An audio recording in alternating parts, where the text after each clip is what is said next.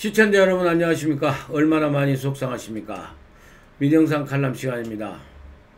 정말 말 그대로 문재인 정부, 문재인 대통령의 무능과 무대책의 이런 지난 1년 동안에 정말 화도 많이 나시고 많이 분통해 하시고 12월 마지막 끝까지 선거법과 공수처법에 악랄한 강행, 날강도 같은 강행 처리를 위해서 정말 국회를 무력화시키고 황제처럼 굴었던 문재인 정권의 이 억압 통치에 지난 한 해 동안 여러분 얼마나 많이 힘드시고 속상하셨습니까? 특히 엊그저께 바로 날강도 처리로 마감한 패트 전국에 있어서는 더욱더 심상하셨으리라고 생각을 합니다.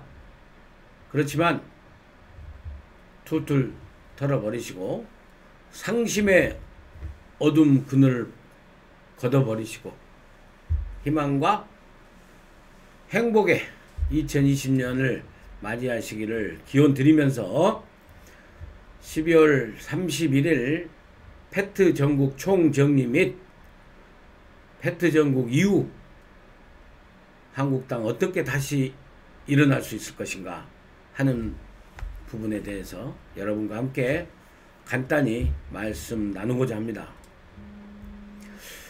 여러분들께서 정말 아시다시피 정말 극악무도했습니다. 4월 달에 그 사보임부터 시작해가지고 불법 사보임부터 시작을 해서 12월 30날 공수처법을 갖다가 강행 통과시키기까지 근 8개월 동안을 정말 문희상 국회의장을 앞장 세워서 문재인 대통령이 그 참 이렇게 상황을 만들었다는 것에 대해서 우리가 다 알고 있는 사실입니다. 제가 개인적으로는 참 우리 애청자 여러분께 송구하다는 말씀을 드리겠습니다.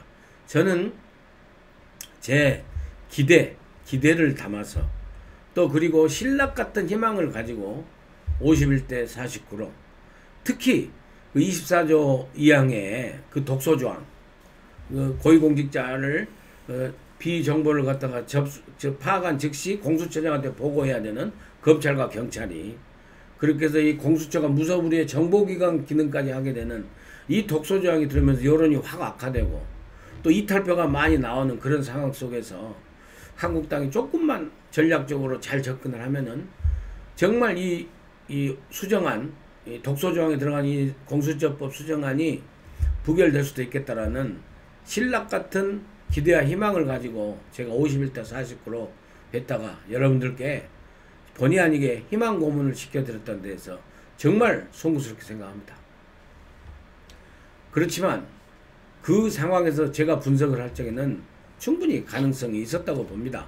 변명이 아니라 그 굉장히 그 이탈표가 되고 권은희 특히 권은희의 수정안이 나오고 이탈표가 가소가 될 우려가 막 이렇게 나오니까 저들이 결국에는 각서로 써서 그걸 확인했지 않습니까? 각서로 써서 그리고 그 당내 끝까지 소신 투표를 해서 기권을 한 사실상 기권이라는 게 부결 아닙니까? 부결 기권표를 던진 금태섭 그리고 조응천 의원 같은 경우에는 마지막에 사무총장이 가서 민주당의 사무총장이 가서 뭐 이제 설득했다고 하는 이런 정도로 막바지의 그 다지기 사업 그리고 저쪽 그 군소야당 4개 정당에게는 심재철 원내대표가 그 폭로한 대로 정말로 그 지역구에 어리버리한 후보 내보내주겠다 민주당 사실상 지역구를 보장해주는 이런 야바위 어떤 그 담합 협잡이 있었지 않았느냐 하는 의심이 들 정도로 표단속을 해서 결국에는 이렇게 통과돼 버린 것 같습니다. 정말 송구하고 여러분과 함께 속이 많이 상합니다. 그렇지만 이제 다시 생각하면 패트 전국 이후를 우리가 이제 생각을 해야 되지 않겠습니까? 그리고 패트 전국으로 가기 전에, 이후로 가기 전에 다시 한번 한국당이 지난 4월부터 권은희 수정안이 나오고 또 이 공수처법이 통과되기까지 정말 주도 면밀하고 짜임새 있는 전략으로 매 상황마다 대처는 잘했는지, 앞으로는 정말 어떻게 해 나갈 것인지, 우선 과거 8개월 동안의 패트 대치 전국에서의 한국당의 어떤 전략적 그런 실패는 없었는지, 한국당과 한국당 당원들, 그리고 한국당을 걱정하면서 지지하는 국민 여러분들의 비판의 목소리를 한국당 지도부가 잘 담아서 앞으로 이후로는 정말 총선까지 이제 100열흘도 채 안 남았습니다만은 대치를 잘해야 될 것이다. 대처를. 이런 말씀도 첨언으로 드리고 싶습니다. 그리고요, 패트 전국 이후는 공수처법 자체가 지금 이혼의 소지가 너무 많습니다. 지금 최고의 권위자로 손꼽히는 그런 허영 교수님인가요? 그런 교수님들 같은 경우는 이 공수처법이 워낙에 이혼적 요소가 많고 있기 때문에 일단은 이제는 제도권에서 할 수 있는 게 헌법소원을 내는 방법, 그렇게 하는 방법이 있고요. 그 다음에 이제 현장에서는 이 공수처가 실질적으로 출범을 할 때는 한 6개월의 앞으로 시간이 필요하지 않습니까? 그렇기 때문에 6개월 안에 이 공수처가 제대로 출범하지 못하고 오히려 공수처법이 폐지될 수 있는 그 계기가 이제 총선 4월 15일 총선이 하나 있고요. 또 공수처가 설사 출범하더라도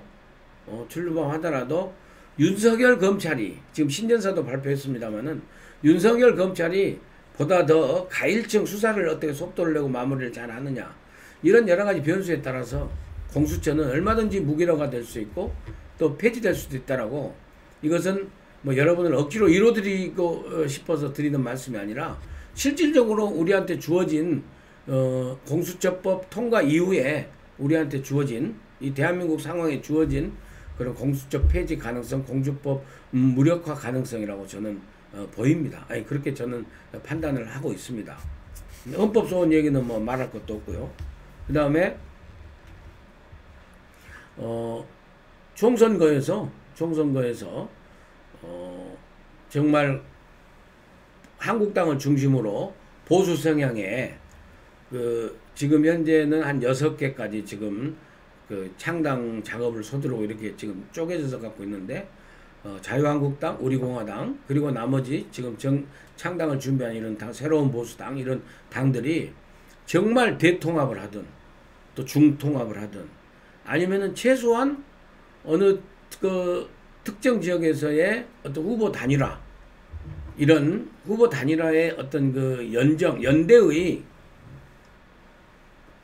틀을 짜서 4.15 총선에 임했을 때는 이 보수 중도 성향의 이런 정당이 반공수처법 성향의 정당이 과반 이상이 되면 최고.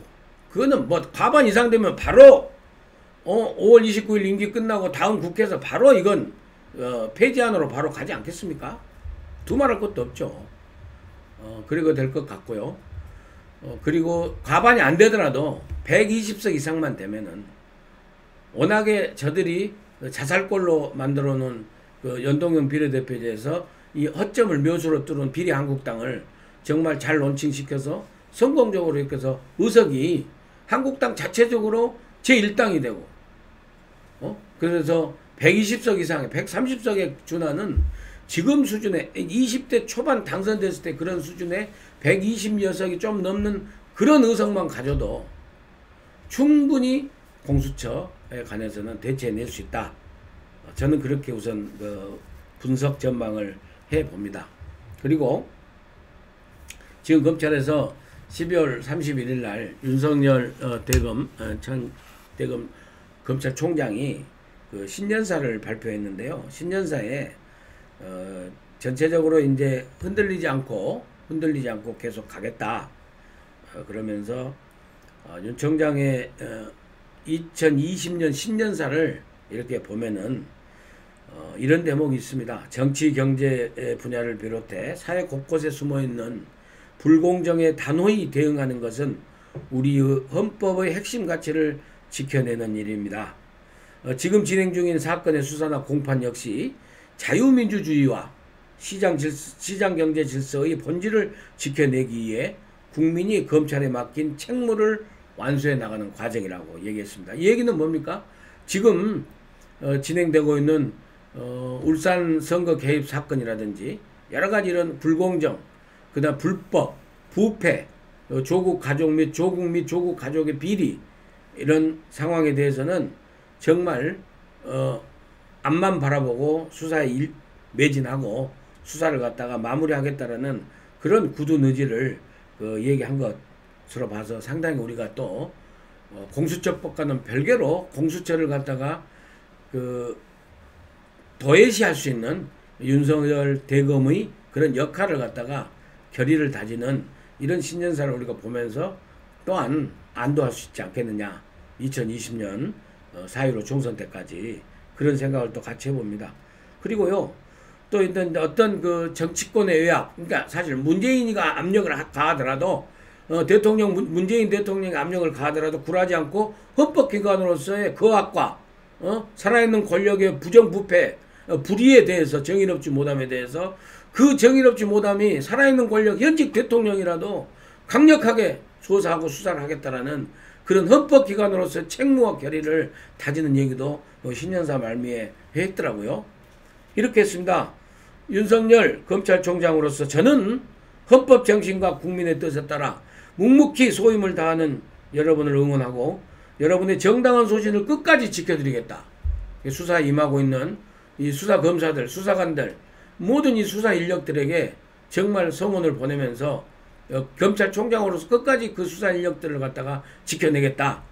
그래서 문재인의 법무부가 인사권을 통해서 윤석열 검찰을 흔들고 공수처를 신설해서 윤석열 검찰을 갖다가 무력화시킨다 할지라도 절대 살아있는 권력 대통령에 굴하지 않고 대통령 주변과 고위공직자의 비리에 대해서는 더욱더 철저하게 수사를 할 것이고, 지금 현재 진행되고 있는 청와대 선거 개입 의혹 이런 사건에 대해서도 흔들림 없이 수사를 할 것이라고 우리 국민들에게 이게 안심하시라는 이런 메시지를 준 게 아닌가, 이렇게 저는 생각을 합니다.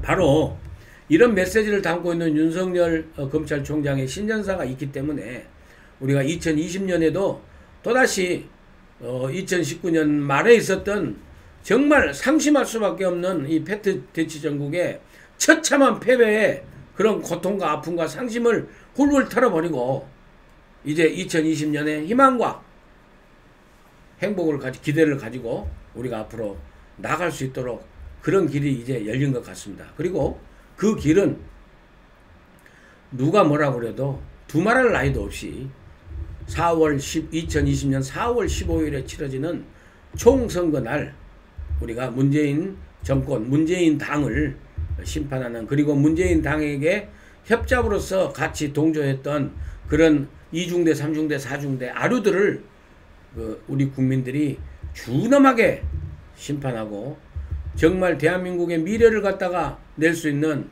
20대 청년들이 마음 놓고 또 그리고 어르신들이 마음 놓고 편안하게 사실 수 있는 공정한 국가, 행복한 국가, 복지국가를 만드는 그런 계기가 바로 4월 15일에 총선이라는 말씀을 여러분과 함께 나누면서 패트 전국 12월 말에 패트 대치 전국 총 마무리로 이렇게 민영상 칼럼을 마치도록 하겠습니다. 끝까지 시청해 주신 여러분 대단히 감사합니다. 더욱더 객관적이고 중립적이고 단호한 그런 결기 있는 어조로 문재인 정권을 비판하고 문재인 정권을 감시하는 그런 유튜브 언론으로서의 기능을 역할을 좀 더 열심히 하도록 하겠습니다. 그리고 다시 한번 말씀 정중하게 인사 올리겠습니다. 시청자 여러분, 애국시민 여러분, 그리고 이 민영상 칼럼을 아껴주신 많은 해외 동포 시청자 여러분, 새해 복 많이 받으십시오. 새해 복 많이 받으십시오.